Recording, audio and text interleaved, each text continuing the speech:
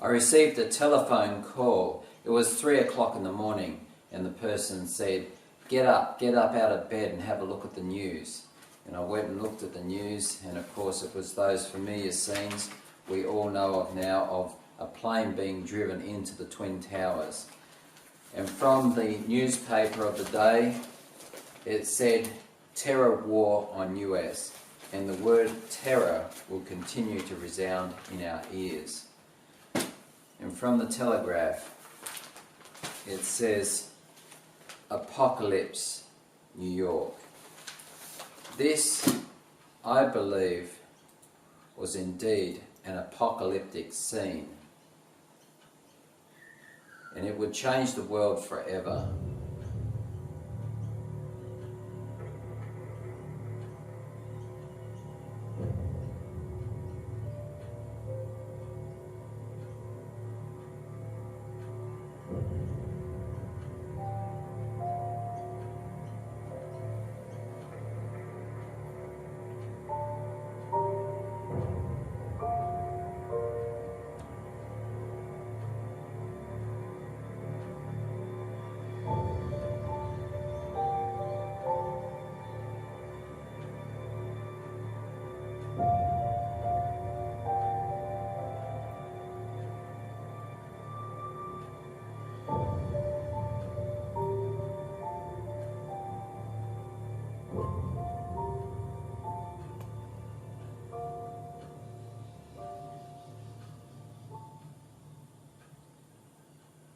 An attack like this on US soil we knew would have big consequences. We thought this would be World War III, but this war on terrorism would have twists and pan out in such a way not imaginable. We're going to look at some of this. And I think we owe it to the people who died, to the people of America, to look at the facts concerning this event. They were prophetic, and so we're going to look closely at these things that I believe is a changing point for the world in ways that the world has not yet thought of.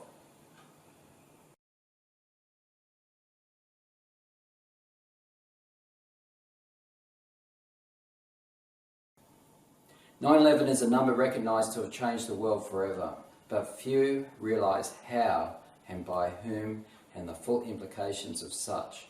And there have been half-truths and disinformation and a lot of theories, but what we want to establish here is just the facts concerning this event which changed the world.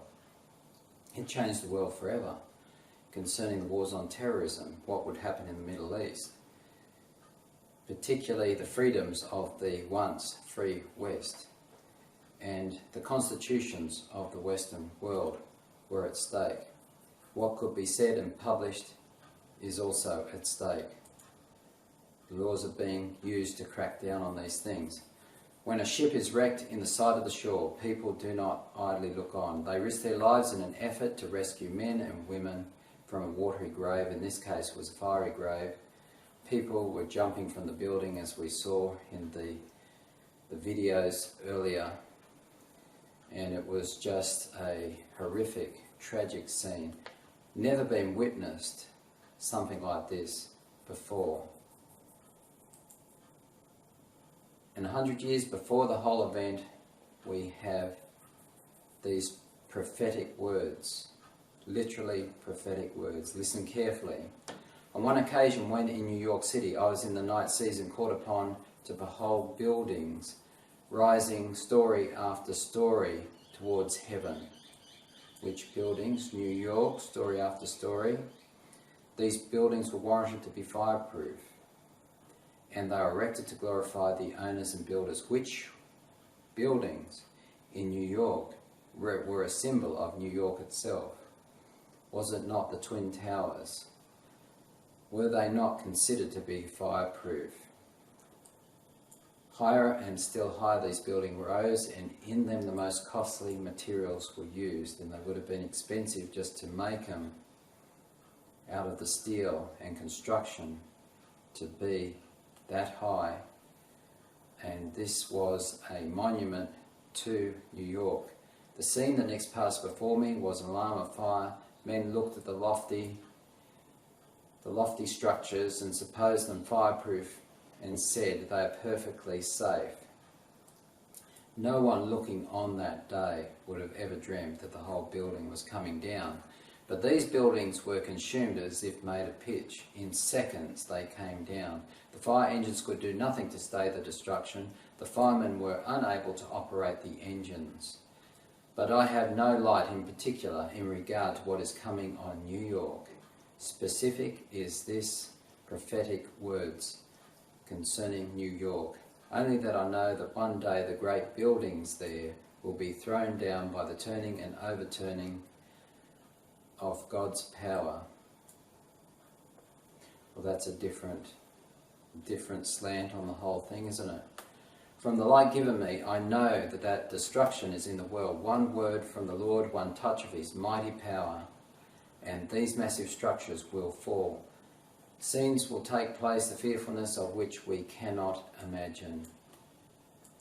How true it is of that situation. The time is right upon us when there will be sorrow in the world that no human balm can heal. Even before the great destruction comes upon the world, a time of trouble such as never was, I'm adding those words, which it describes in the Bible, before that will happen, the flattering monuments of man's greatness will be crumbled in the dust. God's retributive judgments will fall upon those who in the face of great light have continued in sin. The greatest light in the world has been given to America. It was built on Protestantism, a separation of church and state. It was the birthplace of a commandment-keeping people. There was great opportunity in their freedoms, but they are at this time in the balance. And those things concerning sin and warfare, when I say sin, Hollywood, the way that they have treated the affairs of other countries and interfered in their affairs. Being a Protestant nation, truly meant to be representing their God-given freedoms, they have something to answer for. But this is a little of something which is about to befall in greater measure in the future to all the cities of the world. Costly buildings, supposed to be fireproof, are erected, but as Sodom perished in the flames of God's vengeance, so will these proud structures become as ashes. Signs of the Times, October 9, 1901. Why couldn't the fire engines do anything to stop the blaze? The height of the buildings was not the issue for Fire Engine 6. Because of its proximity to the World Trade Center, it had been equipped with a special pump that enabled it to spray water up to the top of the towers. But you can't use water on a jet fuel fire, and there was not suitable fire retardant at hand. Thus the fire engines could do nothing. And you can look at the reference there that's given, and it gives you greater detail on another website. Now let's look at an eyewitness account here. At that time, Building 7 was still up. I saw Building 7 come down.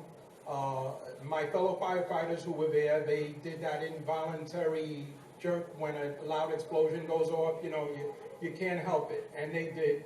I'm a Vietnam veteran too, so I kind of didn't jump like they did, but there was an explosion. The building did come down in complete classical controlled demolition. It came down on its own footprint. There's no question about that. As a matter of fact, Richard Gage from Architects and Engineers has completely handled that from his area of expertise. Okay. Well, let me say this. In the New York City Fire Department, as I said, I had 32 years there. I was a chauffeur, and I was also a trained fire marshal. A fire marshal is considered an expert witness in court. He's like a forensic detective. He has the power to administer the oath, take testimony, and issue a subpoena. That's a lot of power. First of all, our guys were up there. They were calling for additional hand lines to mop up the isolated pockets of fire. And let me just explain one thing. Never in the history of the world, never in the history of high-rise skyscrapers has ever a skyscraper ever come down because of fire. And I'm talking massive fire. You know the reason why? Because fire does not burn by itself hot enough to compromise and melt steel. What we had in the World Trade Center, and I saw myself, was molten lava-like pockets of molten steel. All right, I spent the night on the pile searching for bodies, and I saw that with my own eyes. So who are you going to believe? Are you going to believe a bunch of government bureaucrats or my fellow brothers, which I lost 343 guys that day? And I lost Tommy O'Hagan, Bruce Van Hines, and Kenny Kumpel. And I can never forget that. I think of that before I go to bed. I think about it the first thing in the morning when I wake up. And it's in honor of them and their family that I will continue to do everything I can to make the rest of the world wake up to the fact that this was a false flag operation. Right. And now, as you're out there with professionals who understand what it is that they're seeing, what were you all saying to each other when you're looking at this molten lava?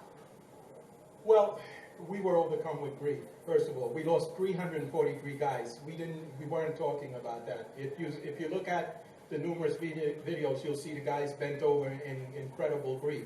Seen incredible acts of heroes. I love my fellow firefighters. We love each other, and I'm dedicated to exposing this false flag that took their lives. What do your comrades say to you? What do people say to you? Because we've tried to talk to some people, and of course, you know, they have to worry about their pension and things like that. They cannot comment, and I'm retired. But while I was on, I was approached by the news, and I deferred from commenting for two reasons. First of all, I was at 1993, the first bombing, and I saw that. I stood shoulder to shoulder with the FBI while they foraged for little paint chips. And with their forensic science, they can take that paint chip and tell you the make and model of a vehicle that it belonged to. All right? And that was a bombing. This was a bombing. What did you think about them taking all of the debris away so quickly? That was a crime in and of itself, because the classical thing that any investigator is taught is protect the crime scene. And NIST and the 9/11 Commission lied to the public. I mean, you cannot be that stupid. You cannot be that stupid. In law, as a former police officer, every crime or offense has a degree of mental culpability. Either you knowingly, intentionally, recklessly, or negligently committed the act. And the mere fact that there were obviously, the definition of a conspiracy is when two or more people acting in concert knowingly commit an offense or a crime, all right? A misdemeanor or felony, an offense. That is the definition of a conspiracy. Was this a conspiracy? Absolutely. Yes, it was. And those people need to go to jail for treason. Some interesting comments. His credentials: fire marshal, stands up in court, and he's a former police officer. He spoke of seeing molten steel, and he said an ordinary fire could not do something like this. Never before had they witnessed anything like this, where the whole building is brought down with fire. We remember what was asked of Jesus. The disciples said how a tower had fell on some people, and they were asking the Lord concerning what had happened. Had they committed some evil? And Jesus replied, they had not committed anything more than any other person. They were no more evil than anyone else for this thing to have happened. Remember what the Lord says. That is in his prayer. Deliver us from evil. He gives us this example. And as wickedness increases, we need to pray this prayer for our protection. Now, as we do not invite God into the life, individually, as families, as a nation, the Spirit of God is withdrawn. As people say, the Lord is a gentleman. He waits invitation. And if we do not have his protecting hand around us, then we're open to all sorts of things that is happening as men are inspired by the evil one. CIA left the building at ground zero. None of them were harmed. Documentation surrounding their activities at the time was silenced. In May 2007, senators from both the Republic and Democratic Party drafted legislation that would openly present an internal CIA investigation report. One of the backers, Senator Ron Wyden, stated, "The American people have a right to know what the Central Intelligence Agency was doing in these critical months before 9/11.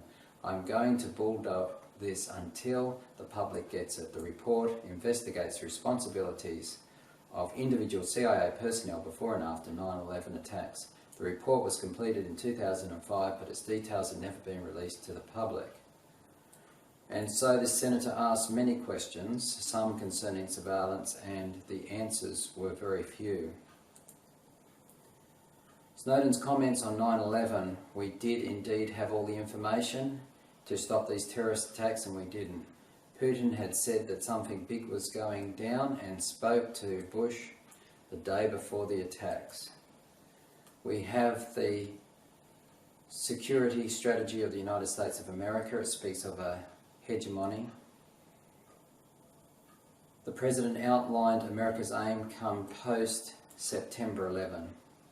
You see, they had to have the people on side, and they had to have a big event for this to occur. American internationalism to actively work to bring the hope of democracy. Free markets and free trade to every corner of the globe. A grand purpose for a people chosen, or we could say the other way around, a chosen people to extend freedom and democracy. When you think about it, it's actually dangerous words that we're speaking here. We must build defences beyond challenge, act preemptively, so as to attack before being attacked. And this was spoken in the Boyd Lectures, The Taking of Utopia by Owen Harries, and also spoken there of the making unilateral agreements. So they would bypass international law, make their own agreements, and carry forward their own ideals.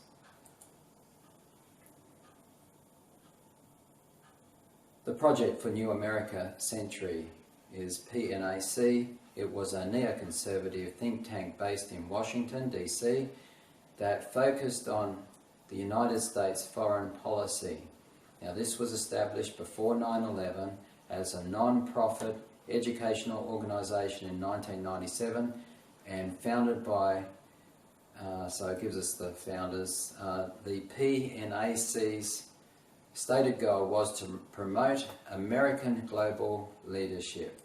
The organisation stated American leadership is good both for America and for the world, and sought to build support for a Reaganite policy of military strength and moral clarity. What Reagan did would keep on going down through the decades. His influence.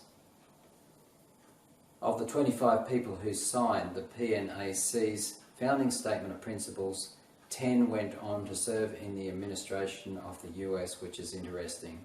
President George W. Bush, also Dick Cheney, Donald Rumsfeld, Paul Wolfowitz, well-known names.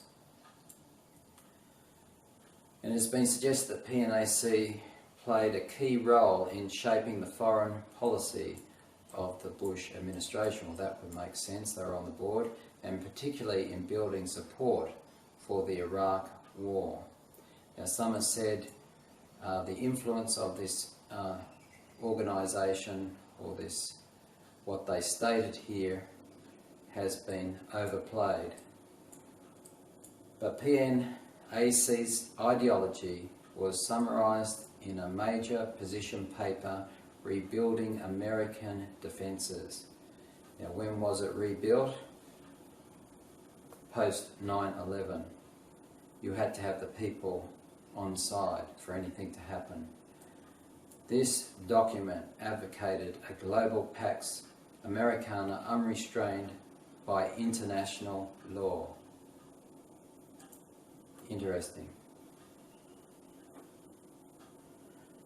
This is not the first USA world hegemony, as was stated just now, prior to this, the United States strategic policies.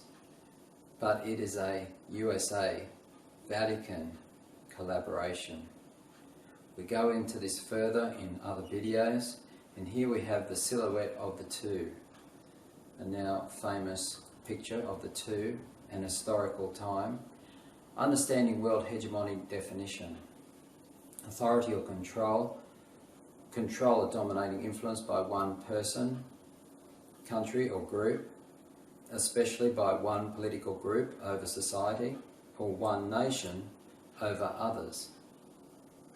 And in the book Keys of This Blood, it speaks of the dual hegemony, as I just mentioned, as we see the picture, and this is American Vatican.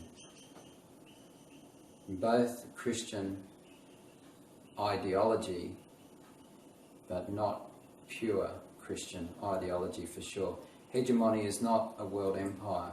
How could it be achieved?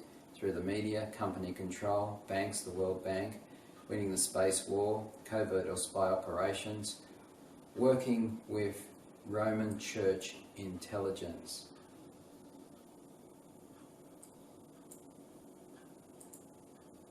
And here is again another interesting statement. Gore Vidal has spoken out for a long time, an acclaimed American author, historian and political analyst.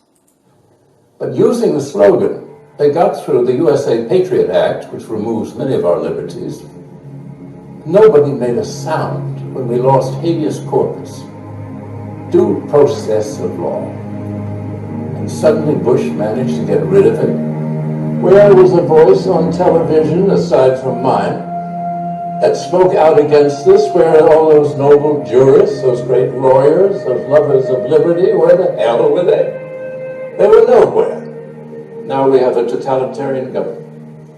And the totalitarian government wants to watch everybody, total surveillance of everyone. They listen to the telephone conversations. They look at your credit cards. They look where you travel. We are totally policed. This is contrary to everything in our Constitution. Notice what he just said at the end. We are totally policed. This is everything against our Constitution. Axis of evil, coalition of the willing. You will remember those words in the Iraqi war.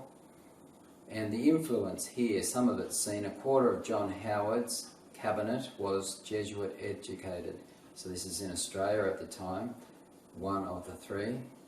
Of course, a little player, but the big player also influenced heavily by Jesuit ideology. This is spoken of elsewhere. You can look at other videos to see.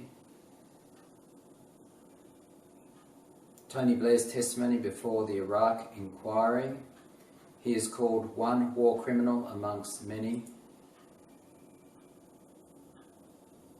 If they could catch him, they would, but they can't. And if they could implicate him on war crimes, that would imply America and the American president were guilty also, which could never be allowed to happen. At least here, the UK stood up and tried to bring a leader to justice.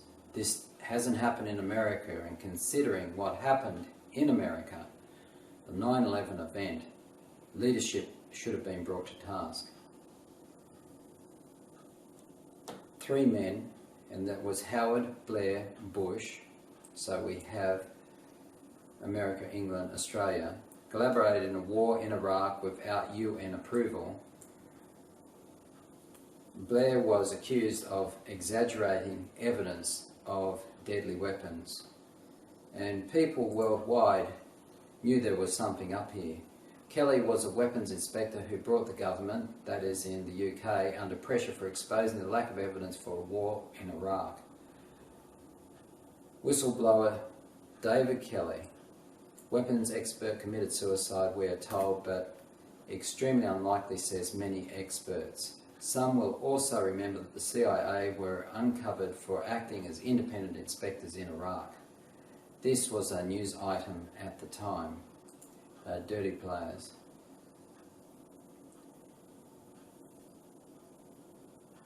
Is England finished?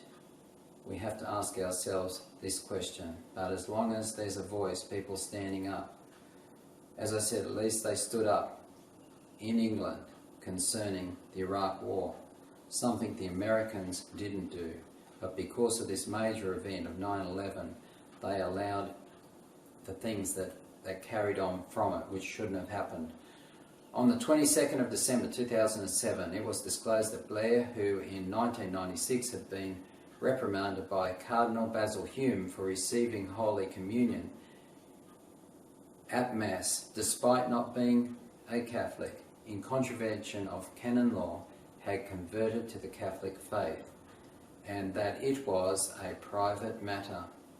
He had informed Pope Benedict on the 23rd of June 2007 that he wanted to become a Catholic.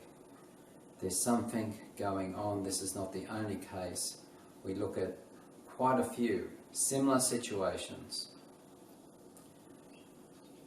So he informed Pope Benedict on the 23rd of June 2007 he wanted to become a Catholic. The Pope and his advisors criticised some of Blair's political actions, as they do, but followed up with a reportedly unprecedented red carpet welcome, which included Cardinal Archbishop of Westminster, who would be responsible for Blair's Catholic instruction. Blair was sometimes perceived as paying insufficient attention both to the views of his own cabinet colleagues and to those of the House of Commons. It's interesting. His style was sometimes criticised as not that of a Prime Minister and head of government, which he was, but of a president and head of state, which he was not. Blair was accused of excessive reliance on spin. He is the first British Prime Minister to have been formally questioned by the police, though not under caution, while still in office. Remember all that activity with the IRA? It went on for years. The IRA in Belfast and in the North generally, although involved in protecting the Catholic community from loyalists and the state forces, undertook an arson campaign against the factories and commercial premises. Typical British reprisals included the burning of houses and businesses, the owners of which occasionally had no connection to the IRA. In addition, after August 1920, the British began executing IRA prisoners. The IRA responded by killing British prisoners. Spies and suspected spies were shot by the IRA and publicly dumped on roadsides, and the Pope did not step in. It wasn't convenient to speak about peace at this point of time. There is a convenience when they speak out against wars, and they associate and disassociate as they please. Tony Blair, who was often kept his religious views private while serving as the Britain's Prime Minister, has converted to Catholicism, officials said Saturday. The former Prime Minister told the BBC this year that he had avoided talking about his religious views while in office for about 10 years for fear of being labelled a nutter. You see also that influence at the moment in the Australian government. The background is of one also converted to the ideologies, the thinking of the Jesuits. Now Bush says he sees God in the eyes of the Pope. This is an incredible statement. Protestant nation, something that would never have been said before. Remember where this nation come from and what it was built on. In Revelation 13 verse 14 we have it speaking of this lamb-like beast which rises up from the vacancy of the earth. That's how it's described. And as you look in chapter 13 of Revelation, you'll see two beasts described. One beast comes up out of the sea, this conglomerate beast, and the other beast rises up out of the earth, the lamb-like beast. Now we have here spoken of Revelation 13 verse 14, and he deceiveth them, this is the lamb-like beast, he deceiveth them. Protestant America, it speaks of, predicted more than 100 years ago to be, in the future, a persecuting power. This is where it is headed. And it deceiveth them that dwell on the earth by the means of those miracles which it had power to do in the sight of the beast. Which beast are we talking about? The first beast which comes out of the sea, the Holy Sea. It came out of Europe amongst the people. Also spoken of the little horn power, and it is given a time period so we cannot miss who it is. It has given, in actual fact, 2 time periods so we can't miss who it is. Saying to them that dwell upon the earth, that they should make an image to the beast, which had the wound by the sword, and did live. In making an image, that image is of that power which was religious and political, and was persecuting, the power of the papacy in the Dark Ages. And now we have a power that will make an image of that which was before, an image to the beast. The USA is to be a religious political power petitioned by the Protestant churches, the joining of church and state to enforce its dogmas, and this is happening at this time. The war on the powers of the Muslim powers, I believe, will put in place this very event, the bringing together of church and state to be a persecuting power. Here we have the influence in the United States, some pictures here. It's a war President Bush was, and he had his Protestant ideas, but I would say Roman ideas. Protestantism has come a long way from where it was, and here we have the leaders kneeling in homage, respect to the Pope who died, John Paul II. Representatives of the Protestant nations, they honour the Pope. Ron Paul came in second to Obama in the elections that were in the past, the elections in which Obama won, but this man came in second with a message to apply constitutional rule, mind our own business, meaning America to mind its own business, stop the war, and look after Americans. This message was stopped by every American commercial news outlet. As soon as his son, Rand Paul, who now is going for office, as soon as he mentioned people should be given access to the 28 pages that have been put under security and not presented to the public concerning 9/11, as soon as this happened, I said, this man will not be president. And now this, Benton had been leading a super PAC supporting Rand Paul presidential campaign until he was indicted earlier this month. Keep him busy, keep him in a law court, and keep him out of the presidential race, because there's a lot at stake. As they say, the industrial military complex is that which runs America, and they want it to keep on running.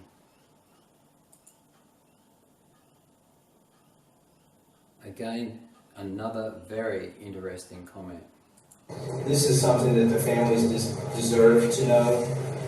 this information. It's been a decade, over a decade, 13 years since this event happened. And we've had a narrative in the media and in the press and in the collective American conscience of what happened that day, but I don't think it's fully informed, and it won't be fully informed until everybody gets to see these 28 pages.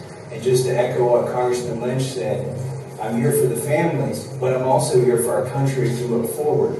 We have to decide how to prevent another 9/11 type event from happening. Until you have the full picture of what actually happened, the intelligence picture, how can you participate in that debate? How can we know that what we do will prevent another 9/11 from happening?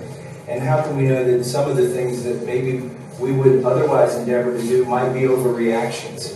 So also I want to talk about the experience of sitting down and reading these 28 pages. It's in a room where it's soundproof and you're escorted in there and you're escorted out. There are no notes. But this is something that's sort of shocking when you read it. As I read it, we all had our own experience. I had to stop every couple pages and just sort of absorb and try to rearrange my understanding of history for the past 13 years and the years leading up to that. It challenges you to rethink everything. And so I think the whole country needs to go through that. It's going to be difficult and it could be embarrassing. But that is no reason to keep the truth from the American people.